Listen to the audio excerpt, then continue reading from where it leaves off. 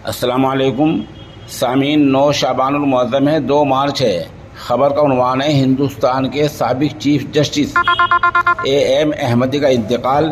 इनका पूरा नाम है अज़ीज़ मुशब्बर अहमदी, शॉर्ट में A.M. अहमदी कहा जाता है।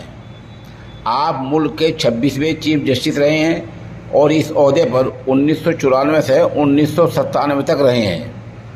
25 मार्च 1932 में आपकी पैदाइश रियासत गुजरात के शहर सूरत में हुई थी। उन्होंने 15 जून 1954 को अदालत में ज़िला वकील की हैसियत से काम संभाला।